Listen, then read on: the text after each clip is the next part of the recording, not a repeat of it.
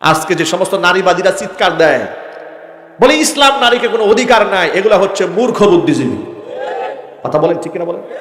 এগুলা মূর্খ বুদ্ধিজীবী, এগুলা ইসলামের ইতিহাস জানে না, প্রাচ্যের ইতিহাস জানে না, পাশ্চাত্যের ইতিহাসও ওরা জানে না। নারীদের তো কোনো অধিকার বলতে কিছুই ছিল না পৃথিবীতে। এখনো পর্যন্ত সনাতনী ধর্মের অধিকারীদের মধ্যে নারীদের পিতার সম্পত্তির মধ্যে কোনো অধিকারই নেই। আজকের এই ১বিংশ শতাব্দীতে এসেও সম্প্রদায়ের মেয়েরা বিয়ে হয়ে যাওয়ার পরে বাবার মেরাজ সম্পত্তি বলতে কোনো সম্পত্তির মালিক তারা হয় না। সুতরাং যাদের আওয়াজ তুলতে মনে চায়, সনাতনীদের বিরুদ্ধে আওয়াজ তুলো, কিন্তু সনাতনীদের বিরুদ্ধে আওয়াজ না তুলে আওয়াজ তুলে কোরআনের আইনের বিরুদ্ধে। কথা বলতে হবে ঠিক কিনা?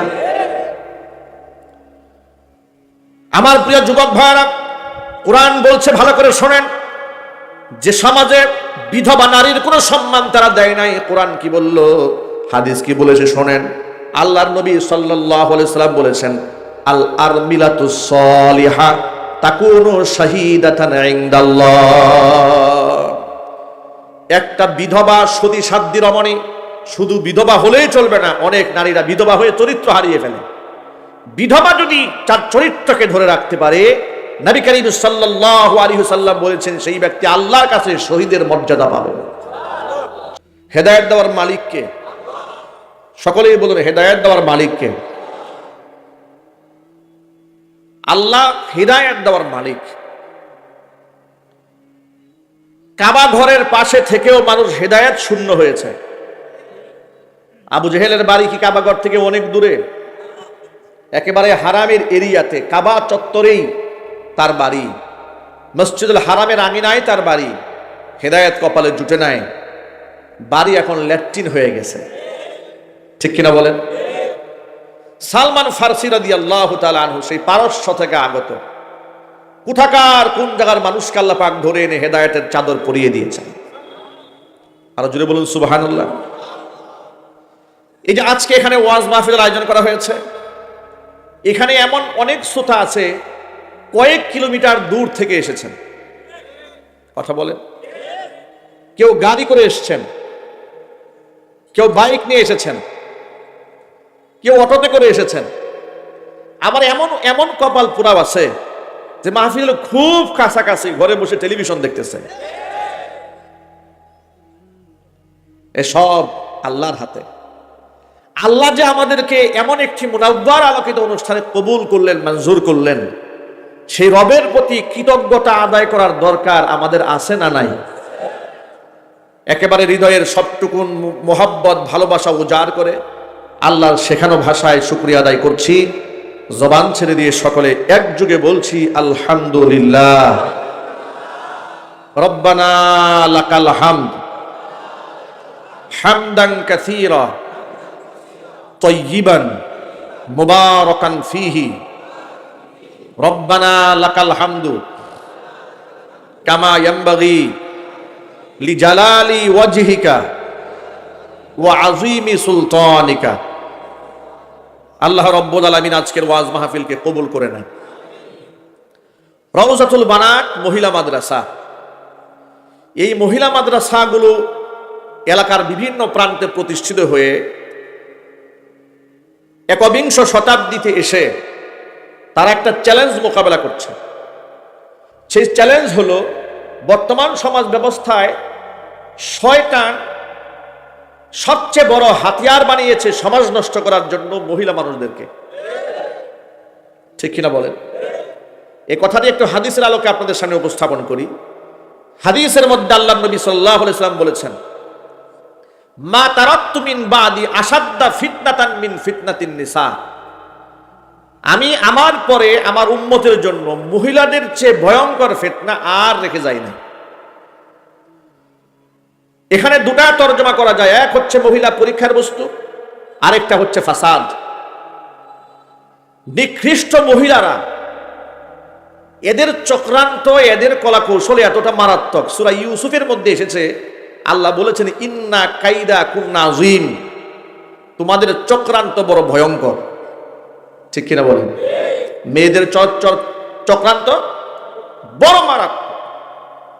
হাদিস শরীফের মধ্যে এসেছে, আকলমানদের আকল, জ্ঞানীদের জ্ঞান, বুদ্ধিমানের বুদ্ধি, এগুলাকে ধ্বংস করে দেয় নারীর স্পর্শ, নারীর চক্রান্ত। কত মাস্টার্স ডিগ্রি কমপ্লিট করা বিসিএস ক্যাডার নারীর খপ্পরে পড়ে চরিত্র শেষ, সম্মান শেষ, মর্যাদা শেষ, সব শেষ। ঠিক কিনা বলেন? উদাহরণস্বরূপ বলি, বিসিএস ক্যাডার সাকলাইন পুলিশের বড় অফিসার পরিমণির খপ্পরে পড়ছে। কথা বলে না? ঠিক কিনা বলেন? বেচারার ব্যাকগ্রাউন্ড হচ্ছে খুবই মেধাবী, একেবারে বিসিএস ক্যাডার হয়েছে, পুলিশের বড় পর্যায়ে চলে গেছে, উপকমিশনার দায়িত্ব পেয়েছে, বিরাট পর্যায়ে একজন সম্মানিত ব্যক্তি, পাল্লা পড়েছে পরিমণির পাল্লা, শেষ। একসাথে কেক খাইতে গিয়া সব শেষ। কথা বলতে হবে তো, ঠিক কিনা বলেন? সাকলাইন শেষ। সাকলাইন কি শেষ? কিছুদিন চাকরি থেকে দূরে সরানো রাখা হয়েছিল, পরবর্তী বাদ দিয়ে দেওয়া হয়েছে। এর মানে ইন্না কাইদাকুম নাযীম, এদের চক্রান্ত বড় ভয়ঙ্কর চক্রান্ত। এই ফাঁদে যে পা দিছে ও শেষ। আর এটাকেই শয়তান হাতিয়ার বানিয়ে নিয়েছে, পুরুষদেরকে ধ্বংস করার জন্য স্লোগান শিখিয়ে দিয়েছে, নারী পুরুষ সমান অধিকার। এই স্লোগান দিয়ে মেয়েদেরকে ঘর থেকে বের করেছে, এই স্লোগান দিয়ে মেয়েদেরকে বিশ্ববিদ্যালয়ে ঢুকিয়ে রাতের বেলায় স্বাধীন চলার মতো বক্তব্য শয়তান তাদের মুখের মধ্যে তুলে দিয়েছে। আমার আপন ভাগ্নি জামাই সিলেট শাহজালাল বিজ্ঞান প্রযুক্তি বিশ্ববিদ্যালয়ের শিক্ষক, আমার বাসায় মেহমান হয়ে এসেছিলেন দুদিন আগে। এসে ড্রয়িং রুমে এক খুশ গল্পে বললেন যে, মামা কি বলবো, বিশ্ববিদ্যালয়ের মেয়েরা সন্ধ্যার পরে ঘুরে বেড়ায়, টিচারদের সামনে বয়ফ্রেন্ডের হাত ধরে ঘুরে। যদি নিষেধ করা হয় যে তোমাদের নিরাপত্তার কি ব্যাপার, তারা জবাব দিয়ে বলে, কেন নিরাপত্তা বিঘ্নিত হবে কেন, পাহারা দেওয়ার জন্য আপনারা টিচাররা আছেন না। অবস্থা দেখতে পেয়েছেন? শয়তান এদেরকে হাতিয়ে নিয়েছে। অসংখ্য মেধাবীরা ঝরে পড়ছে চরিত্রহীন লম্পট মহিলাদের খপ্পরে পড়ে। আবার অসংখ্য সরলা সুজলা একেবারেই নরম তবিয়তের মেয়েরা ফেসে যাচ্ছে লম্পট পুরুষের খপ্পরে পড়ে। যেহেতু গোটা সমাজের মধ্যে নারী সম্প্রদায়কে শয়তান একটা চ্যালেঞ্জ হিসেবে নিয়েছে, যত বিজ্ঞাপন আছে, টুথপেস্টের বিজ্ঞাপন মহিলা, সাবানের বিজ্ঞাপন মহিলা, বাথরুমের ন্যাপকিন মহিলা, টিস্যু পেপার মহিলা, মোটর সাইকেল বিজ্ঞাপন মহিলা, গাড়ির বিজ্ঞাপন মহিলা। মহিলা ছাড়া বিজ্ঞাপন নাই। মনে হয় দাঁত একমাত্র মহিলাই পরিষ্কার করে। কথা বলেন, ঠিক কিনা বলেন? মহিলা ছাড়া উপায় নাই। শয়তান সব জায়গায় হাতিয়ার বানিয়ে ফেলেছে। ঠিক ওই মুহূর্তে রওজাতুল বানাত মহিলা মাদ্রাসার মতো মাদ্রাসাগুলো তৈরি হয়ে আমার মা বোনদেরকে শিখাচ্ছে যে স্বাধীনতার নামে কিংবা নারী ক্ষমতায়ন নামে, নারী অধিকারের নামে কিংবা নারী পুরুষ সমান অধিকারের নামে যে স্লোগান আজকে গোটা সমাজের মানুষকে শেখানো হয়েছে, এগুলা হচ্ছে নিকৃষ্ট কুফরি স্লোগান, একটা সমাজ ব্যবস্থাকে ধ্বংস করার স্লোগান। কথা বলতে হবে, ঠিক কিনা বলেন? আমার প্রিয় ভাইয়েরা, ইসলাম আমার মা বোনদেরকে এত সম্মানিত করেছেন, এত মর্যাদা দিয়েছেন, দুনিয়ার কোন মতাদর্শ না মা বোনদেরকে এত সম্মান দেয় নাই। হিন্দু ধর্মের পুরাতন বক্তব্য শ্লোকগুলোর দিকে তাকালে বাস্তবতা আপনারা উপলব্ধি করতে পারবেন। এমন কুসংস্কারে মানুষ নিমজ্জিত ছিল সনাতনী ধর্ম ব্যবস্থার মধ্যে। স্বামী যদি মারা যেত তাহলে ওই স্ত্রীকে স্বামীর সাথে চিতার মধ্যে পুড়িয়ে জীবন্ত নারীকে হত্যা করা হতো। এইভাবে নারীদের কোনো সম্মান ছিল না। ইতিহাসের পাতা থেকে শিক্ষা গ্রহণ করেন, স্বামী মারা গেলে বিধবা নারীদেরকে বলা হতো অপয়া নারী, অলক্ষী নারী। সাত সকালে কোনো বাচ্চার মুখ যদি বিধবা মহিলা দেখতো তাহলে মহিলারা বলতো, আমার আজকে কপালটাই খারাপ, আমার ছেলের চেহারার দিকে তাকিয়েছে একটা অপয়া নারী, যে স্বামী হারা। জোরে কন্যা নাউজুবিল্লাহ। এইভাবে বিধবা নারীদেরকে লাঞ্ছিত করা হয়েছে, অপমানিত করা হয়েছে। ইসলাম এই পৃথিবীতে আগমনের পূর্বে, কোরআন নাজিল হওয়ার আগে আমার মা বোনেরা সমাজে এত বেশি অবহেলিত ছিল, যখন তাদের মিন্স হতো, মাসিক হতো, তাদেরকে ঘরের বেডরুমের মধ্যে শুয়ে থাকতে দেওয়া হতো না। বেডরুমের বাহিরে একটা বাংলো বানানো হতো, ছোট্ট একটা কুঁড়ে ঘর বানিয়ে রাখা হতো। গরু ছাগলের জন্য যেমন আলাদা একটা নিম্নমানের ঘর থাকে, আমাদের ভাষায় এগুলাকে আমরা গোয়াল ঘর বলি। কি বলি? এই গোয়াল ঘরের মতো ছোট্ট খুপড়ি বানিয়ে ঋতুবর্তী নারীদেরকে সেখানে ঢুকিয়ে রাখা হতো। যতদিন তারা সুস্থ না হতো, ওই ঘর থেকে তাদেরকে বের করা হতো না। চিৎকার দিয়ে কোন নাউজুবিল্লাহ। এইভাবে গোটা সমাজ ব্যবস্থাপনার মধ্যে নারীদেরকে অপমান করা হতো। এমনকি নারী সন্তান জন্মগ্রহণ করাটাই একটা আজন্ম পাপ মনে করা হতো। এগুলোকে মিথ্যা কল্পনা, সত্য কথা। আজকে যে সমস্ত নারীবাদীরা চিৎকার দেয়, বলে ইসলাম নারীকে কোনো অধিকার নাই, এগুলা হচ্ছে মূর্খ বুদ্ধিজীবী। কথা বলেন ঠিক কিনা বলেন? এগুলা মূর্খ বুদ্ধিজীবী। এগুলা ইসলামের ইতিহাস জানে না, প্রাচ্যের ইতিহাস জানে না, পাশ্চাত্যের ইতিহাসও ওরা জানে না। নারীদের তো কোনো অধিকার বলতে কিছুই ছিল না পৃথিবীতে। এখনো পর্যন্ত সনাতনী ধর্মের অধিকারীদের মধ্যে নারীদের পিতার সম্পত্তির মধ্যে কোনো অধিকারই নাই। আজকের এই একবিংশ শতাব্দীতে এসেও সম্প্রদায়ের মেয়েরা বিয়ে হয়ে যাওয়ার পরে বাবার মেরাজ সম্পত্তি বলতে কোনো সম্পত্তির মালিক তারা হয় না।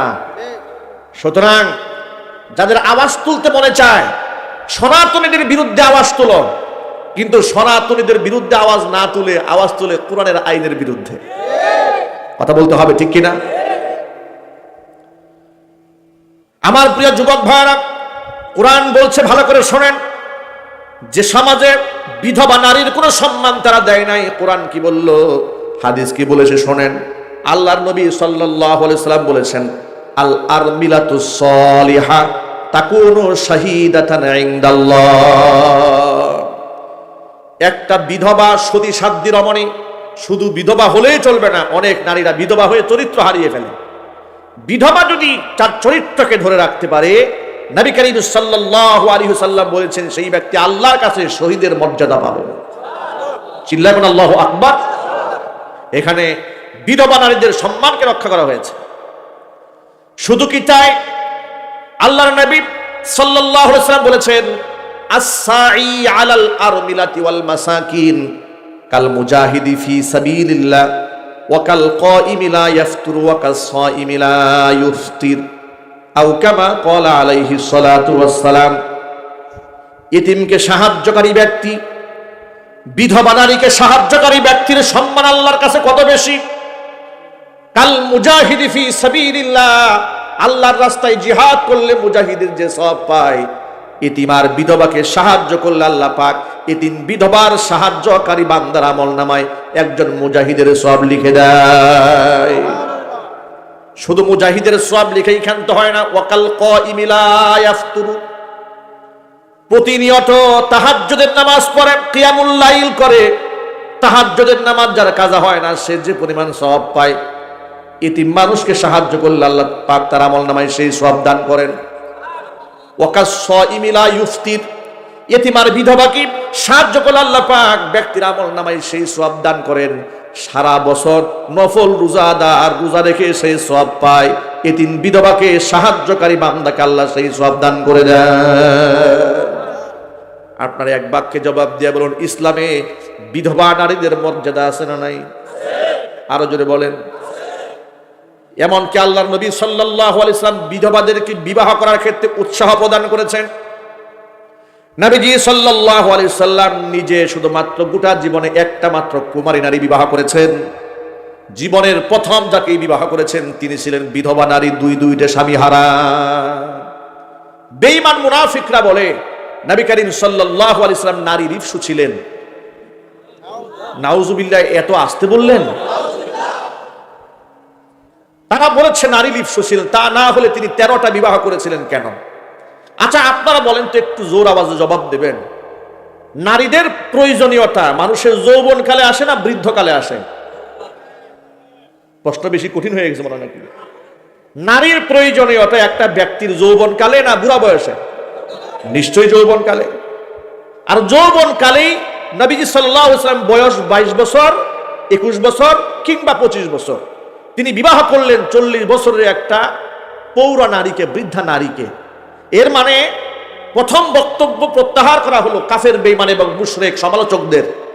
নারীদের প্রতি আকর্ষণ কিংবা নারী লিপ্সু এই চিন্তাই যদি আল্লাহ রসুলের মধ্যে থাকতো, তাহলে তিনি 22 বছর বয়সে 40 বছরের খাদিজাতুল কুবরা রাদিয়াল্লাহু তাআলা আনহা, তার থেকেও 15-20 বছরের বড়, তাকে বিবাহ করতেন না। কথা ঠিক কিনা বলেন? 1 নম্বর বক্তব্য, যতগুলো বিবাহ করেছেন শরীয়তের প্রয়োজনে বিবাহ করেছেন। শরীয়তের প্রয়োজনটা কি? ইসলাম শুধুমাত্র প্রাপ্তবয়স্ক পুরুষের জন্য নয়, ইসলাম প্রাপ্তবয়স্ক পুরুষের জন্য যেমন নারীর জন্যও তেমন। ইসলাম যেমন পুরুষের জন্য, ইসলাম তেমন নারীর জন্য। ইসলাম যেমন যুবকের জন্য, ইসলাম তেমন বৃদ্ধের জন্য। ইসলাম গোটা মানবতার কল্যাণের জন্য। কিন্তু আপনারাই বলেন, আমাদের মা বোনদের ব্যক্তিগত এমন শরঈ পবিত্রতার কিছু মাসআলা আছে, পুরুষ হয়ে সরাসরি নারীদেরকে যে কথাগুলো বলা যায় না, আছে না নাই? আরো জোরে বলেন। যেমন আমার মা বোনরা অসুস্থ হলে কিংবা তাদের শারীরিক এমন কিছু বিষয় আছে, আভ্যন্তরীণ গোপনীয় রোগ থাকতে পারে, যে রোগের জন্য আমরা পুরুষ ডাক্তারদের কাছে না গিয়ে আমরা গাইনি বিশেষজ্ঞ ডাক্তারের কাছে নিয়ে যাই। কথা বলে না, ঠিক কিনা বলেন? কারণ কি? নারী ডাক্তারের কাছে আপনার নেওয়ার প্রয়োজনটা কেন হয়? কারণ আল্লাহ রাব্বুল আলামিন আমার মা বোনদের আভ্যন্তরীণ এমন কিছু রোগও দিয়েছেন, যে রোগের সমাধানের জন্য পুরুষের কাছে যাওয়া যাবে না। এটা লজ্জা, এটা অপমানের, এটা শরমের, এটা হায়া। ঠিক কিনা বলেন? নারীদের কাছে যেতে হবে। শারীরিক অসুস্থতার ক্ষেত্রে যেমন একজন নারী ডাক্তারের প্রয়োজন হয়, ইসলামে তাহারাতের পবিত্রতার এমন কিছু গোপন মাসআলা আছে, এমন কিছু বিষয় আছে যেগুলো সরাসরি নারীরা এসে রাসূলের কাছে জানতে পারতেন না। এটা নারীদের হয়ে, নারীদের পক্ষ হয়ে নারীদের কাছে বার্তা পৌঁছে দেওয়ার জন্য নারীর প্রয়োজন হয়। কথা বলতে হবে, ঠিক কিনা? এই জন্য উম্মুল মুমিনিন মা আয়েশা সিদ্দিকা রাদিয়াল্লাহু তাআলা আনহাকে আল্লাহর পক্ষ থেকে রাসূলের স্ত্রী হিসেবে আল্লাহ পাক নির্বাচন করে দিয়েছিলেন। কাফেররা এই ব্যাপার নিয়েও একটা প্রশ্ন তুলে, রাসূলের বয়স হয়ে গেল 60 বছর, এত আপনার 55 বছর হয়ে গেল, বৃদ্ধ বয়সের কাছাকাছি এসে বিবাহ করলেন 7 বছরের কুমারী নারীকে। এটা বৈষম্য করা হয়েছে, এটা জুলুম করা হয়েছে। নাউজুবিল্লাহ, আসতে বলেন। আপনি আজকে থেকে মাত্র আপনার 2-3 পুরুষ পেছনে যান, দেখবেন আপনার দাদি, আপনার নানি, তাদের বিবাহ হয়েছে 9 বছর বয়সে। কথা বলেন। আমার দাদি, আমার কথা বলছে, আমার দাদির বিয়ে হয়েছে 9 বছর বয়সে, তার 13 জন সন্তান তিনি দুনিয়াতে রেখে বিদায় হয়েছেন। আমার দাদি 13 জন সন্তানের জননী। আল্লাহু আকবার বলেন। বৃদ্ধ বয়স পর্যন্ত বেঁচে ছিলেন গৌরবের সাথে, সম্মান নিয়ে দুনিয়া থেকে চলে গেছেন। নারীদের অল্প বয়সে বিয়ে হওয়ার এই প্রথাটা তো খুব পুরাতন না, মানে সেদিনও ছিল। এটা কথা বলতে হবে, ঠিক কিনা বলেন? এটা সেদিনও ছিল, মাত্র 2 পুরুষ আগেই ছিল। এটা সমাজে আইব হিসেবে, দোষ হিসেবে গণ্য করা হয় না, গণ্য করা হতো না। যেখানে মাত্র 2 পুরুষ আগে গণ্য করা হয় না, সেখানে 1500 বছর আগে যারা রাসূলের সমালোচক ছিল, আপনারা বলেন তো, একটা মেয়ে যদি 7 বছর বয়সে বিবাহ হওয়ার পরে 9 বছর বয়সে স্বামীর ঘরে যায়, তিনি নিজে যদি এর দ্বারা মাজলুম হতেন, নিশ্চয়ই কোনো একটা বক্তব্য মা আয়েশার পক্ষ থেকে থাকতো, অভিযোগ তুলে যে আপনারা কেন একজন বৃদ্ধ মানুষের সাথে আমাকে বিবাহ দিয়েছেন। এমন কোন হাদিস মা আয়েশার পক্ষ থেকে, এমন কোন বক্তব্য আপনারা জীবনে শুনেছেন? কেউ হাদিসে দেখাতে পারবে? ইতিহাসে দেখাতে পারবে? আচ্ছা, মা আয়েশা রাদিয়াল্লাহু তাআলা আনহা বলেছেন, মা আয়েশা রাদিয়াল্লাহু তাআলা আনহা বলেছেন, আমি পৃথিবীর শ্রেষ্ঠ মানুষের ঘর করার সুযোগ পেয়েছি, সমস্ত প্রশংসা মহান আল্লাহ। চিল্লায় করেন আল্লাহু আকবার। তাহলে যিনি ঘর করেছেন তার আপত্তি নাই। যারা বিবাহ দিয়েছেন আবু বকর সিদ্দিক রাদিয়াল্লাহু তাআলা আনহু তার মেয়েকে, তার কোনো আপত্তির বক্তব্য আছে? না, ছিল না। এখন আপনারা বলেন, যেই সমাজে তিনি মা আয়েশা রাদিয়াল্লাহু তাআলা আনহাকে বিবাহ করেছিলেন, সেই সমাজে রাসূলের সমালোচক ছিল না? ইহুদিরা ছিল না? খ্রিস্টানরা ছিল না? ঐতিহাসিকরা ছিল না? 1500 বছর আগে রাসূলের বিবাহ নিয়ে তারা কোনো বাজে মন্তব্য করেছে, এমন একটা বক্তব্য ঐতিহাসিকদের পক্ষ থেকে পাওয়া যায়? এর মানে হচ্ছে ওই সময় অল্প বয়সের নারীদেরকে বিবাহ হওয়ার যে বিষয়টি, এটা সমাজে অ্যাভেলেবেল প্রচলিত ছিল। এখন মূল কথায় ফিরে আসি। তাহলে অল্প বয়সে নারীদের বিবাহ করা এটা ছিল একটা সামাজিক রীতি, দোষ কেউ কোনোদিন ধরে নাই, এটা নিয়ে কোনোদিন চর্চাও হয় নাই। আজকে মিডিয়ার সামনে, হাজার মানুষের সামনে আমাদের ব্যাখ্যা করতে হয়, বুঝাইতে হয়। কেন বুঝাতে হয়? কারণ আমার কলিজার টুকরা নবী, যার চরিত্রের প্রশংসা স্বয়ং আল্লাহ পাক করেছেন, যার শানে কোরআনে আল্লাহ অসংখ্য আয়াত নাযিল করেছেন, যার ব্যাপারে আল্লাহ রাব্বুল আলামিন ধৈর্য ধরেন নাই, যার সাথে বিয়াদবি করলে, আল্লাহর সাথে বিয়াদবি করলে আল্লাহ সবার করেছেন, রাসূলুল্লাহর সাথে বিয়াদবি করলে আল্লাহ ধৈর্য ধরেন নাই। আল্লাহ পাক স্পষ্ট জানিয়ে দিয়েছেন, খবরদার আমার নবীর সামনে যখন কথা বলবে, লা তারফাউ আসওয়াতাকুম ফাওকা সাওতিন নাবিয়্যি, আমার নবীর সামনে কথা বলতে গেলে আওয়াজ দিয়া উচ্চ আওয়াজে কথা বলবা না, যে কণ্ঠের আওয়াজ নবীর কণ্ঠের আওয়াজ উপরে চলে যায়। ওয়ালা তাজহারু লাহু বিল কাউলি, আর এত জোরে কথা বলবা না, কাজাহারি বাযিকুম লিবাদিন, একে অপরের সাথে কথা বলতে গিয়া যেমন চিৎকার চেঁচামেচি করে কথা বলো, আমার নবীর সামনে নবীর মজলিসে যখন কথা বলবে জোরে জোরে কথা বলবা না, আস্তে কথা বলবা। যদি তোমার কণ্ঠের আওয়াজ যদি আমার নবীর কণ্ঠের আওয়াজের উপরে চলে যায়, আন তাহবাতু আমালুকুম ওয়া আনতুম লা তাশউরুন, তোমরা উপলব্ধি করতে পারবে না, তোমাদের অজান্তেই তোমাদের সারা জীবনের অর্জনগুলা ধ্বংস হয়ে যাবে।